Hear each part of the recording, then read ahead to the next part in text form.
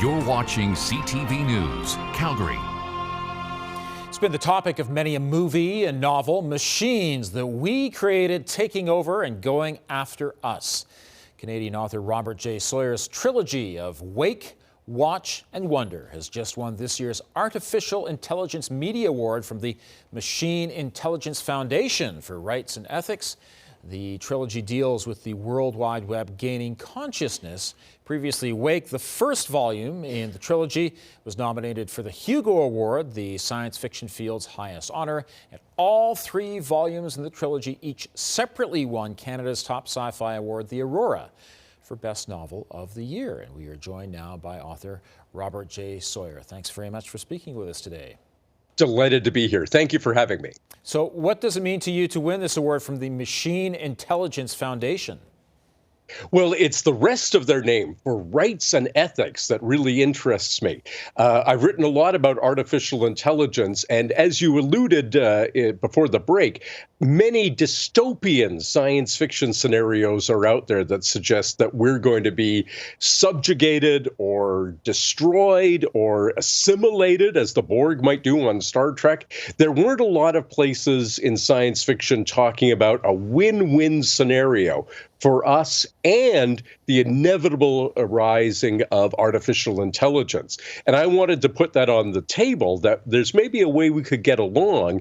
And this foundation that gave me their media award, which I'm delighted to receive, is devoted to the notion that that really is possible, that somehow we're going to come through this singularity where machine intelligence bursts on the scene without it being the end of the human era. Of course, right now, there are lots of tech companies working on artificial intelligence and machine learning. It is their focus right now. And to you, that is not a threat. That is something generally to be optimistic about.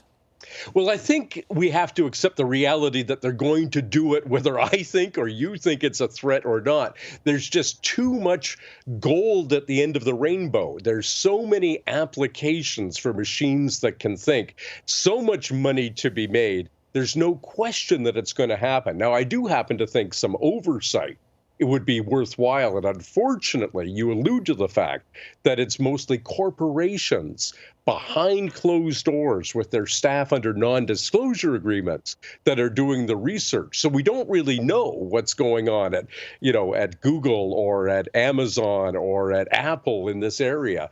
But I do think there is a real chance that it's going to be a positive win for humanity. Okay. Does that win include, for example, more free time for ordinary people?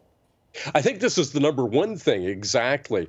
Every time there has been kind of a Luddite pushback against technology, it has always turned out to actually been a good thing for us. We have liberated all sorts of people who used to do drudge work in factories. We have liberated all sorts of people who did mechanical picking of crops. We've really kind of trying to find a way for humanity to fulfill its potential. And our tools, going right back to the Paleolithic, when we made the first stone tools, have always been about leveraging what it is that humans can do that's worthwhile to do.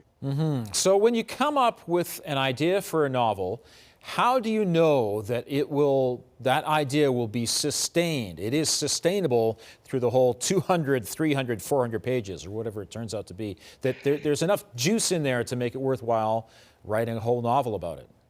Well, it's funny you should say that, because I wrote Wake. I was going to sold it as one book. And then I said to my publishers, I was going along, there's too much here. So sometimes you don't have a grasp on how big an idea is.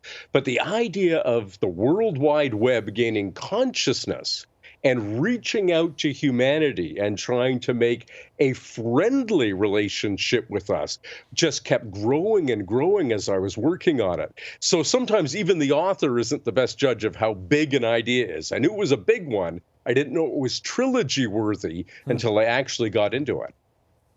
Now, you've got another book called Downloaded coming out later this year. It starts out only on Audible before it goes to the more conventional novel. Why did you decide to go to that route? Well, fundamentally, it's because Audible offered an awful lot of money for this. It turned out that during the pandemic, so many of us who had, I mean, I've been a long-time audiobook listener, but so many people discovered the format for the first time this last couple of years. And Audible has come to realize that just like Netflix, which used to just be a distributor of other people's content, the real path to success is to have original content exclusively, at least for a time. So they actually came to me and said, look, how about your next novel? We get it for 6 months first before it comes out in print. And I thought, that's a challenge to write something for that medium that will also work in print. And I'm quite pleased with how it's turned out so far. Oh, sounds great. Thanks very much for speaking with us. Always a pleasure. Thank you. All right, take care. And for more information on Robert's books or to connect with him, go online to his website, sfwriter.com. You can also find him on Facebook and Twitter.